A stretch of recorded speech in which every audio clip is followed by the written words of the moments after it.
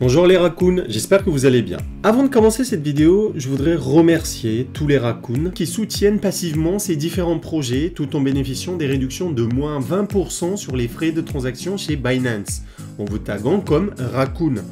C'est un avantage qui est accordé à vie pour tous les membres qui se taguent comme raccoon. En plus de vous accorder les moins 20% sur vos frais de transaction, Binance verse un pourcentage à la communauté qui finance les dépenses liées aux différents projets. Les postes de dépenses qui sont très consommateurs en cash sont différents serveurs, AWS et Azure, utilisés dans le cadre de nos projets, ainsi que les crash tests. Merci les amis pour ce soutien passif. Si vous avez à cœur de nous soutenir et bénéficier de ces réductions, n'hésitez pas à aller regarder le process à suivre dans la description de cette vidéo.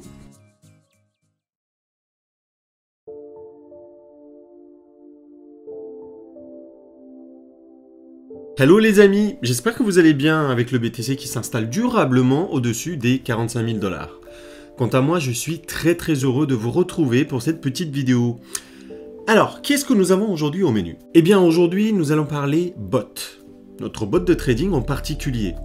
Ce bot que la communauté Raccoon a naturellement nommé RaccoonBot et sur lequel elle travaille depuis près de 10 mois. On va procéder comme suit. Dans la première partie, on va évoquer le départ du projet, les personnes qui participent à cette superbe aventure et voir ce qu'est un bot de trading pour les raccoons qui ne savent pas de quoi il s'agit. Dans la deuxième partie de la vidéo, on va vous expliquer un peu plus le fonctionnement du bot. Et on finira par évoquer le processus à suivre pour participer au bêta test. Je sais que les plus anciens de la communauté connaissent parfaitement le projet, mais pour les nouveaux venus dans la communauté, j'aimerais évoquer le sujet rapidement. Sachant qu'il y a beaucoup de débutants dans notre communauté, j'aimerais que cette vidéo soit vulgarisée au maximum sans trop de termes techniques. Veuillez m'excuser si malgré cet effort de vulgarisation, vous ne comprenez pas certaines choses. Si c'est le cas, n'hésitez pas à venir poser vos questions dans notre communauté ou ici en commentaire. Je serai ravi de vous répondre.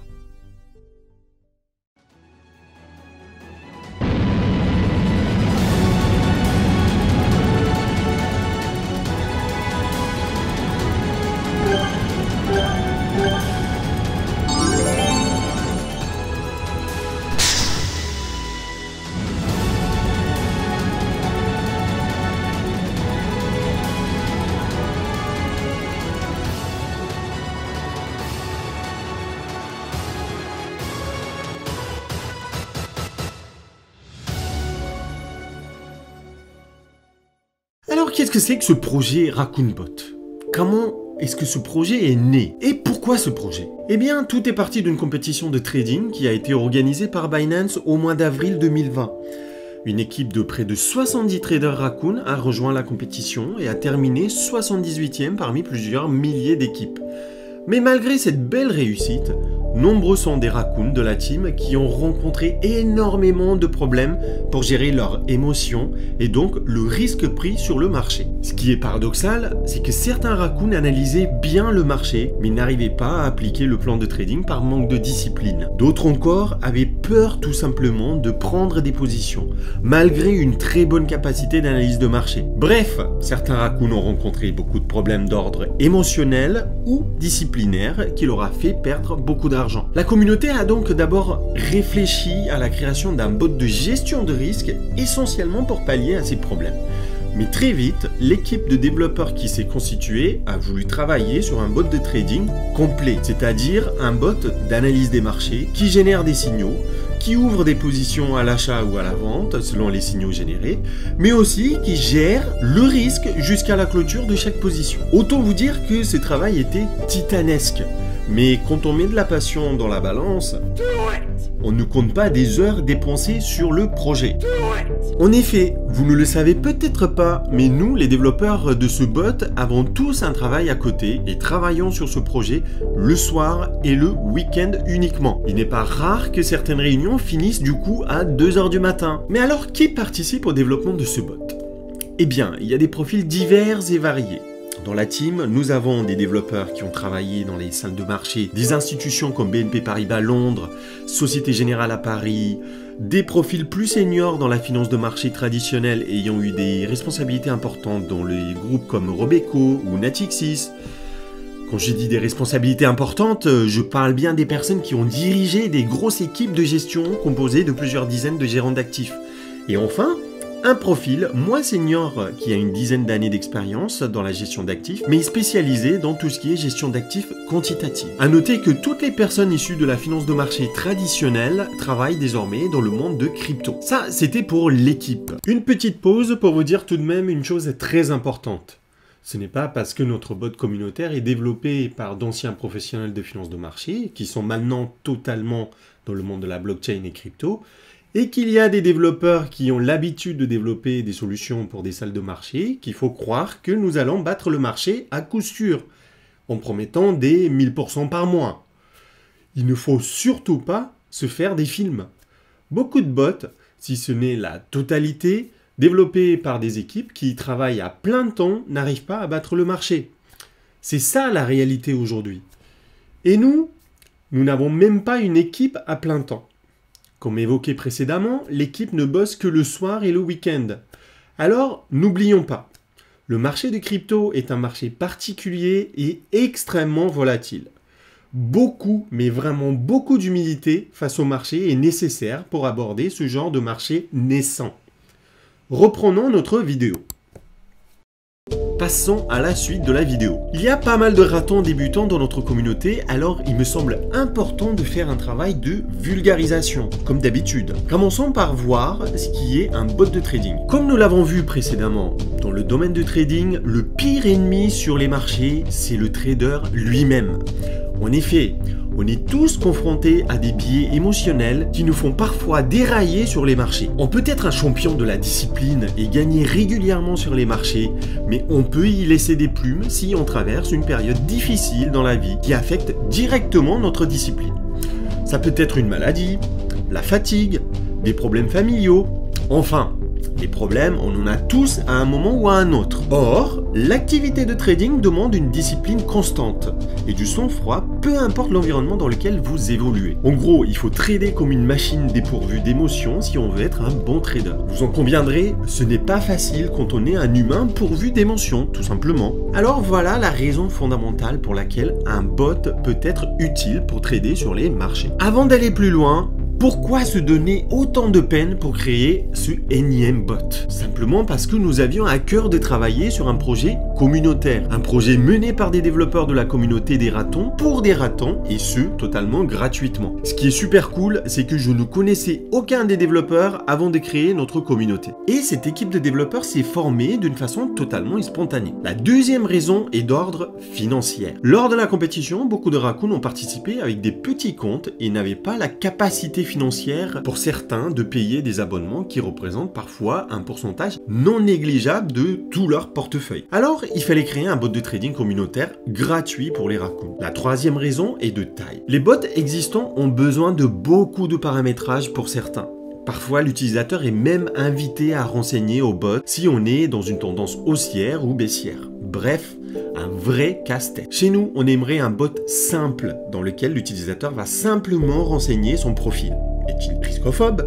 Est-il riscophile? Et sélectionner des paires sur lesquelles il veut intervenir. BTC uniquement ou une cinquantaine de paires d'altcoins. Et le tour est joué. Revenons à nos moutons. Mais concrètement, qu'est-ce que fait un bot de trading? Eh bien, les bots les plus simples analysent les marchés, détectent des configurations basiques et exécutent des ordres si telle ou telle condition sont réunies. Prenons un exemple. Sur un actif, pour X raisons, on dit à un bot achète tous les matins à 6h30 et vend s'il y a un profit de 2% ou une perte de 3%. Il va s'exécuter et faire ça chaque matin sans faute. C'est bête et méchant. C'est ce qu'on appelle un bot d'exécution. Vous lui donnez des conditions d'exécution et il s'exécute. Il n'y a aucune analyse de marché. Regardons maintenant un bot qui va un peu plus loin. Un bot qui embarque un composant tout simple d'analyse de marché.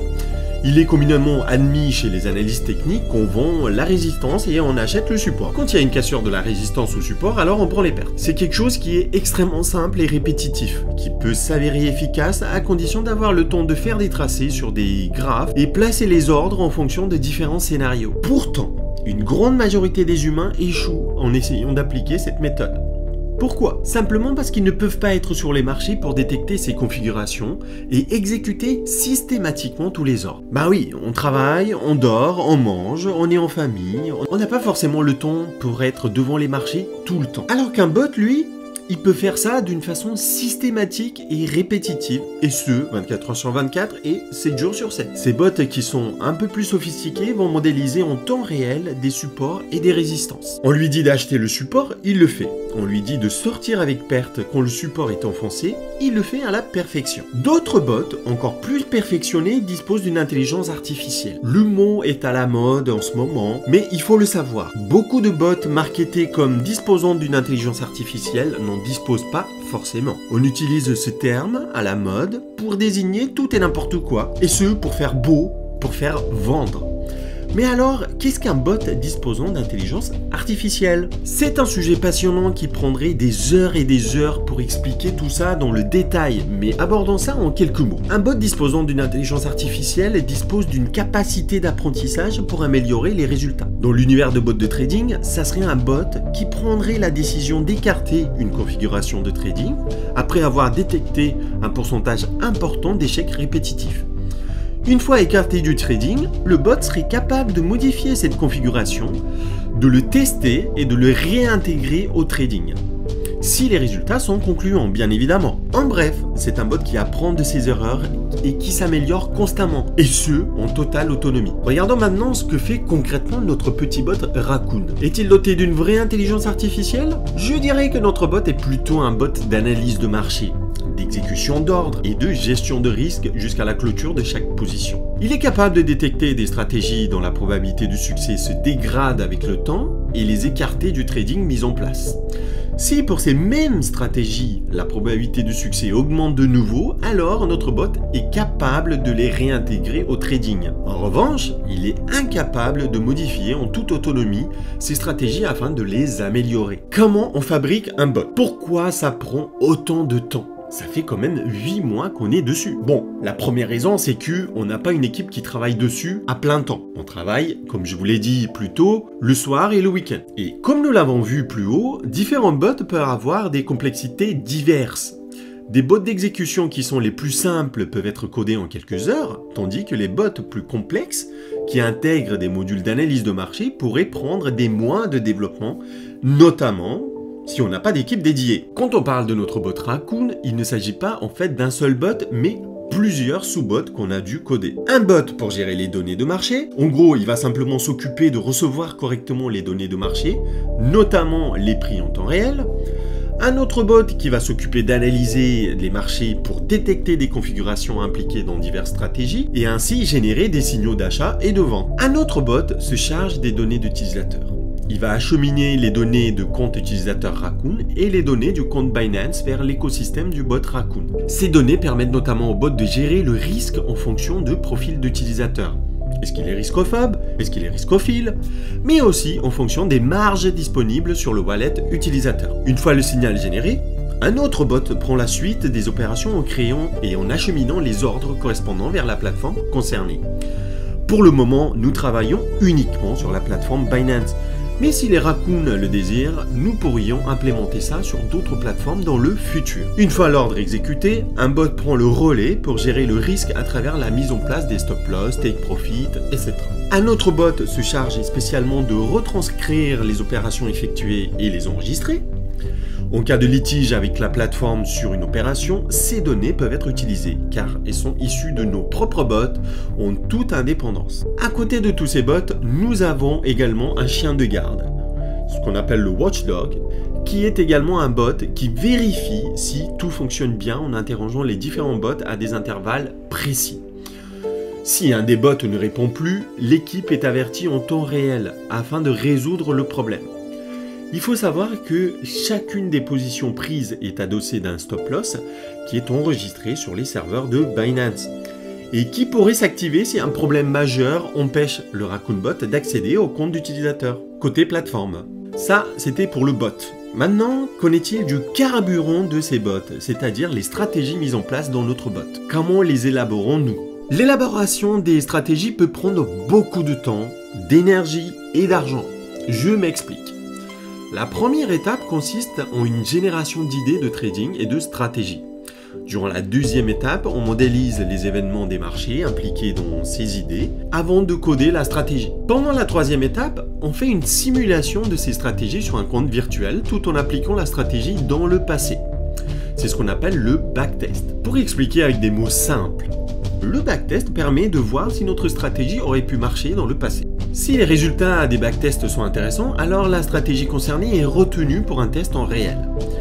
Si les résultats sont légèrement plus mauvais qu'attendu, la stratégie est amenée à subir quelques changements avant de reprendre toutes les étapes depuis le début. Si les résultats sont tout simplement mauvais, on élimine la stratégie concernée. Pour les stratégies qui ont passé avec succès l'étape de backtest, on procède à l'implémentation de ces dernières dans les comptes réels. La sélection ultime intervient lors de cette phase. Si, sur un compte réel, les résultats sont sensiblement les mêmes que ceux de backtest, alors on intègre la stratégie dans le bot. Évidemment, dans cette phase, on crame pas mal de cash pour tester ces différentes stratégies. Certaines stratégies qui paraissent bonnes sur le papier, mais aussi dans les backtests, peuvent être perdantes sur un compte réel pour diverses raisons, comme le spread ou le facteur slippage par exemple. Ce sont les raisons pour lesquelles chaque stratégie doit être testée en réel sur plusieurs semaines ou mois avant d'être validée. Ces tests engendrent bien évidemment la nécessité de disposer d'un budget de test. Une fois la stratégie intégrée au bot, nous faisons subir au bot des stress tests qui consistent à pousser le bot dans ses retranchements. Ces tests peuvent notamment prendre la forme de leviers extrêmes pour voir et étudier le comportement du bot. Une fois cette phase terminée, la stratégie peut définitivement être adoptée au sein d'une multitude de stratégies que RaccoonBot gère. Vous l'aurez compris, il ne s'agit pas ici de balancer des stratégies basées sur des intuitions ou des stratégies uniquement basées sur des backtests.